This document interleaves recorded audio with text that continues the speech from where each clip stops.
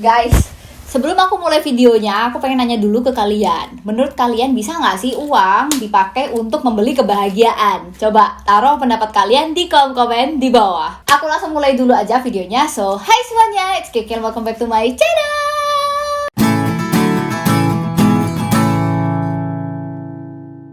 Menurut sebuah studi yang dilakukan oleh Wharton School University of Pennsylvania, katanya kesejahteraan seseorang itu akan meningkat seiring dengan meningkatnya jumlah pendapatan yang bisa dia dapatkan. Kenapa? Ya mungkin karena dengan memiliki lebih banyak uang, kita tuh jadi memiliki lebih banyak kontrol, lebih banyak keleluasaan untuk membuat pilihan-pilihan dalam kehidupan kita, ya nggak sih? At this point of life, sekarang nih ya, di umur aku sekarang, aku tuh cenderung setuju sih kalau misalnya uang tuh sebenarnya bisa loh dipakai untuk membeli kebahagiaan. Contoh kasusnya adalah, pas aku masih kuliah di SBM ITB, aku kan jadi suka bolak-balik Bandung Malang tuh ya, pulang pergi mulu. Waktu itu aku mikirnya Bandung Malang tuh bener-bener jauh banget ya, karena mungkin duit yang aku punya cuman bisa cukup untuk afford tiket kereta api. Dan FYI guys, mungkin yang belum pernah mengalami naik kereta Bandung Malang, Malang ke Bandung itu butuh setidaknya 16 jam. Itu belum termasuk kita perjalanan dari dan ke stasiunnya guys. Lama banget, capek banget, rasanya punggung tuh. Tapi kalau misalnya aku pikir-pikir lagi nih, sekarang sebenarnya jarak antara dua kota ini nggak sejauh itu kalau misalnya kita punya uang lebih banyak untuk bisa beli tiket pesawat terbang. Kalau naik pesawat terbang, kita tuh mungkin cuman butuh 4-5 jam aja lah, Malang-Bandung, Bandung-Malang. Itu udah termasuk perjalanan dari dan ke bandaranya. Selanjutnya, mungkin muncul lagi pertanyaan di benak kita semua. Kalau kayak gitu, berarti berapa ya kira-kira jumlah uang yang kita butuhin untuk bisa membeli kebahagiaan? Berapa duit deh, berapa cuan? Kita udah kerja keras, banting tulang, kerja freelance, full time, konten, bisnis, semua kita lakukan untuk membeli kebahagiaan. Tapi sebaliknya ada juga orang-orang yang sebenarnya udah punya duit banyak banget, kayak Raya, crazy rich, tapi mereka itu masih mungkin mengalami stres, mengalami depresi, bahkan juga ada yang bunuh diri gitu. Dan mereka melimpah ruah hartanya. Percaya nggak percaya, sebenarnya tolak ukur kebahagiaan tuh bukan cuma dari berapa sih uang yang kita miliki, tapi juga di mana dan bagaimana kita menghabiskan uang tersebut. Itu yang akan kita bahas. Selain dipakai untuk membeli basic needs, kebutuhan basic kita sehari-hari, ada 3 cara yang bisa kalian lakukan untuk membelanjakan uang kalian sehingga kalian bisa mendapatkan kebahagiaan in return. Nah, poin-poinnya ini aku dapetin dari pengalaman pribadi aku dan juga buku bacaan artikel riset yang udah aku baca. So, kalau misalnya kalian tertarik, anggap aja ini adalah investasi untuk kebahagiaan masa depan kalian. Jangan skip-skip, dengerin video ini sampai habis. So, langsung aja kita stay tune. Yang pertama adalah menggunakan uang untuk membeli waktu. Ada sebuah riset menarik yang dilakuin sama Miss Elizabeth Dunn. Dia ini dari University of British Columbia. Beliau ini memberikan uang sejumlah 40 USD atau setara dengan kayak 500.000 something rupiah untuk digunakan membeli waktu luang. Jadi subjek-subjek penelitiannya ini nih, orang-orang ini akhirnya menggunakan duit ini tuh untuk sewa babysitter misalnya, untuk sewa cleaning service misalnya, dan lain-lain. Kebayangkan lah ya. Habis itu mereka dihubungin lagi dan dikasih duit lagi nih dengan jumlah yang sama, 40 USD juga masih, untuk membeli barang apapun yang mereka inginkan. Udah tuh kan, belanja tuh kan mereka, dan mereka dipanggil lagi, dihubungin lagi. Terus ditanya, kira-kira kalian lebih happy mana sih, lebih bahagia mana? Pas kalian belanjain duitnya untuk barang yang kalian inginkan, atau pas kalian belanjain duitnya untuk waktu yang lebih banyak? Guess what? Jawabannya adalah mereka lebih bahagia ketika menggunakan uangnya untuk membeli waktu luang. Jadi kalau misalnya kalian tujuannya adalah mencari kebahagiaan, jangan ragu-ragu untuk spend money, ngabisin duit untuk membeli waktu luang yang sebenarnya udah kalian butuhkan sejak lama. Contohnya nih aku ya, manusia biasa. Iyalah, masa lu perih. Nah, aku sebagai manusia biasa, aku tuh masih ngalamin stres, stuck, males, pokoknya pengennya liburan aja atau nggak ngapa-ngapain deh. Nah, kalau misalnya aku udah ada di posisi kayak gitu, dan misalnya aku harus upload YouTube nih ya, rutin, yang aku lakukan adalah aku akan pakai uang yang aku punya untuk minta tolong video editor ngeditin video-video YouTube aku. Jadi disinilah aku bisa membeli waktu luang. Mungkin kalau ngedit sendiri itu 5-7 jam sendiri, tapi dengan bantuan mereka aku bisa spare 5-7 jam aku untuk hal-hal yang aku butuhkan yang lainnya, misalnya untuk relax, liburan, untuk tidur, untuk yang lain-lain lah. Yang penting aku bisa membalikkan mood aku. Mudah kan?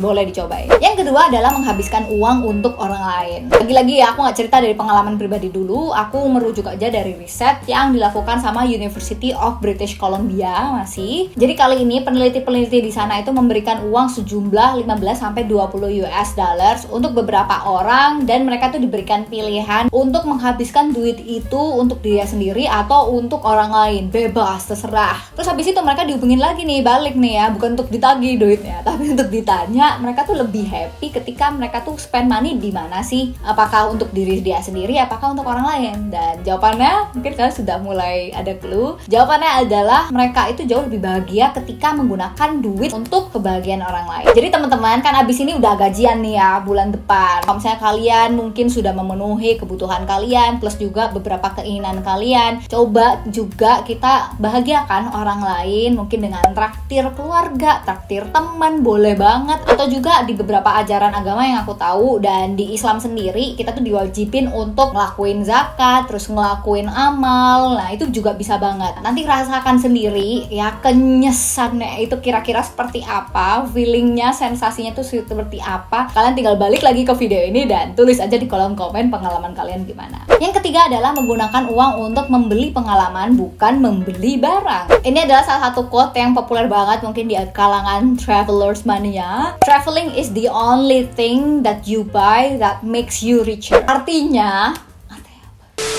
Artinya, liburan merupakan satu-satunya hal yang kamu beli tapi membuat kamu tuh justru lebih kaya. Loh, kok bisa? Karena ngabisin duit buat traveling itu sama dengan kita tuh membeli pengetahuan sih, membeli pengalaman yang mungkin gak bisa kalian dapetin hanya dengan membeli sebuah barang. Nanti kalian boleh ya kasih pendapat kalian. Mungkin bagi beberapa orang beli barang sama beli pengalaman tuh sama-sama senengnya, sama-sama bahagianya. Cuman kalau menurut aku sendiri agak beda nih. Contoh, misalnya kalau kalian follow Instagram aku, itu aku upload pas lebaran kemarin, aku pakai baju gamis putih-putih gitu yang aku bener-bener pengen banget, karena selama 25 tahun kehidupan aku nggak pernah punya kostum busana muslim putih-putih. Jadi itu salah satu purchase yang aku memang pengenin gitu. Tapi setelah udah beres dipakai, seneng sih. Terus habis itu ya udah, dia nongkrong di lemari saya di sebelah sana. Terus ya kalau misalnya dia sampai kena kari ayam atau soto, ya udah gitu, kebahagiaannya akan beres. Karena barang itu namanya barang ya pasti akan ada masanya rusak, akan ada depresiasinya ya bahasa akuntansinya. Sebaliknya kalau misalnya kalian spend money untuk pengalaman, kayak aku suka banget traveling. Mungkin kalian bisa nonton vlog-vlog aku pernah ke ASEAN, keliling 5 negara, terus abis itu ke Raja Ampat, abis itu ke Lombok ya yang paling baru kemarin, ke Bali, ke Jogja, ke Swiss. Banyak banget tempat-tempat yang menurut aku sampai detik ini aku masih bisa recall nih, masih bisa aku panggil lagi nih perasaan bahagianya hanya dengan melihat-lihat fotonya, ngeliat lagi videonya. Itu tuh bahagianya tuh masih awet sampai sekarang, dan aku yakin kebahagiaannya tuh masih awet nanti sampai udah bertahun-tahun kemudian. Jadi nih kalau misalnya kamu udah ada wishlist liburan, terus kamu pengen banget ngewujudinnya tapi kamu nggak mau ada beban keuangan yang mengagetkan di awal, mending kamu pakai Traveloka Pay Later. Traveloka Pay Later jujur guna banget untuk beli tiket pesawat, akomodasi, hotel, sampai Eats Delivery dengan metode cicilan tanpa ribet-ribet lagi. Anggap aja pakai Pay Later itu adalah salah satu upaya untuk membuat liburan kita tuh nggak cuma jadi wacana, karena semua budgeting sudah dilakukan di awal. Terus istilahnya membayar cicilan Pay Later itu adalah upaya kamu untuk menabung secara rutin dan ngewujudin wishlist kamu tersebut. Aku pun karena udah sering jalan-jalan ya, seperti yang aku mention tadi, makanya aku sebenarnya tergiur banget sih sama Pay Later ini. Akhirnya aku cobain daftar aja dan aku cukup terkejut sih, karena bener-bener cepet banget prosesnya. Kalian tinggal buka aja aplikasinya, terus abis itu kalian basically tinggal isi aja data diri, pertanyaan-pertanyaan biasa, foto-foto, scan KTP, scan muka diri sendiri, dan lain-lain. Itu prosesnya tidak sampai 5 menit, in my experience ya. Abis itu udah, kalau kita udah beres prosesnya di sini, kita tinggal tunggu aja verifikasinya, kurang lebih selama 24 jam. Tapi percobaan aku sih, aku apply kemarin itu siang-siang gitu, aku agak lupa, dan abis itu malam udah di approve, dan alhamdulillahnya aku dapat limit sampai 9 juta rupiah untuk Pay Later Traveloka aku. Yeay! Alasan lainnya kenapa pay later menggiurkan adalah menurut aku pakai pay later tuh bisa jadi sangat menguntungkan. Kenapa? Kalau misalnya kalian pengguna X Traveloka dari dulu pasti udah paham banyak banget promo-promo yang mereka kasih buat para pengguna pay later. Mulai dari promo diskon ratusan ribu buat pengguna pertamanya sampai diskon-diskon promo-promo yang lain lah yang bisa digabungin gitu. Aduh, itu tuh pengen banget. Apa tidak percaya? Oke, di sini aku akan cobain membeli kebahagiaan aku dengan booking tempat untuk next staycation aku. Aku suka banget staycation guys. Umur-umur segini tuh bukan naik gunung gitu-gitu udah males. Pengennya rebahan, terus explore gitu-gitu. Anyway, caranya seperti biasa. Abis kalian buka apps-nya Traveloka, kalian tinggal pilih-pilih aja tempatnya. Di sini aku lagi cari hotel atau villa yang paling pas untuk dipakai staycation. Nah, ini saat yang paling menyenangkan adalah explore ya. Kali ini aku akan explore aja tempat-tempat yang ada di Malang. Aku sesuaiin sama budget yang aku punya plus fasilitas yang aku butuhin. Kebetulan aku sekarang tuh pengen cari yang ada fasilitas kolam renang ya, karena aku bakal ngajakin ponakan aku, jadi biar ada entertainment-nya gitu.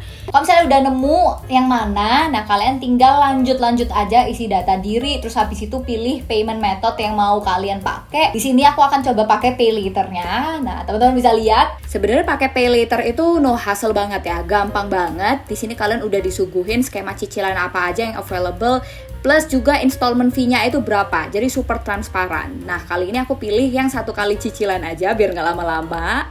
Jangan lupa juga di-apply tuh ya kode promonya biar makin menguntungkan itu tadi. Dan yaudah, voila, sudah beres. Oke, I know kekhawatiran kalian mengenai installation fee-nya ya. Aku juga sempat maju mundur nih pas mau pakai Traveloka Pay Later karena installment fee-nya ini terhitung agak cukup tinggi ya daripada credit card biasa. Nah, tapi kok kesimpulan aku nih setelah aku ulik-ulik lagi, aku hitung-hitung lagi, ketika ada promo yang jumlahnya itu jauh lebih besar daripada installment fee yang harus kita bayarkan, why not? Kenapa enggak pakai Traveloka Pay Later? Jadi tetap ya, menurut aku jujur guna banget sih, asal kita nggak melakukan cicilannya itu terlalu lama, karena pasti akan jadi lebih mahal kalau nyicilnya kelamaan. Tidak cukup sampai di situ, Traveloka ini ternyata juga komit untuk ngasih edukasi mengatur keuangan gitu melalui TikTok mereka. Seru-seru banget videonya. Kalian tinggal cek aja @bimbel_traveloka. Aku cantumin nanti juga linknya di description box di bawah. So, tunggu apa lagi? Make your life changing purchases dengan Traveloka Pay Later. Jujur, guna banget. Makanya kalian harus cobain daftar sekarang. Linknya aku bakal taruh di description box di bawah. Selamat mencoba.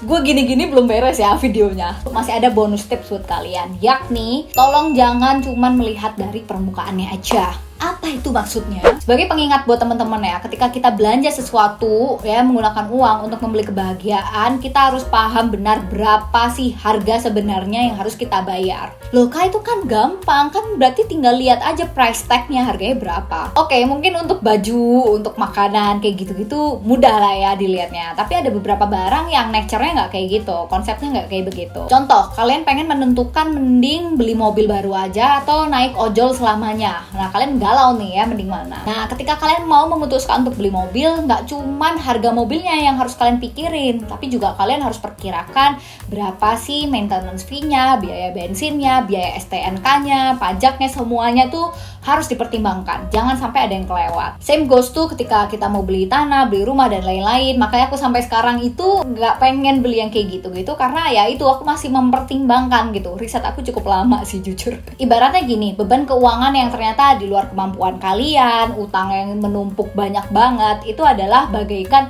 hama yang bisa menggerogoti kebahagiaan yang sudah kalian beli dengan uang-uang kalian. Aku udah ngeliat lah beberapa contoh orang-orang yang terjerat hal-hal seperti ini, yang tadinya dia pengen happy dengan purchases yang dia lakukan, malah dia anxiety gitu, bukan happy gitu. Banyak banget contohnya. Jadi so guys, be careful. Baterai aku udah mau habis. Pas banget, suka gue kalau kayak begini shoppingnya. Udah gitu aja videonya, semoga video ini bermanfaat seperti biasa. Jangan lupa share video ini ke teman-teman kalian. Sampai ketemu di video selanjutnya, bye.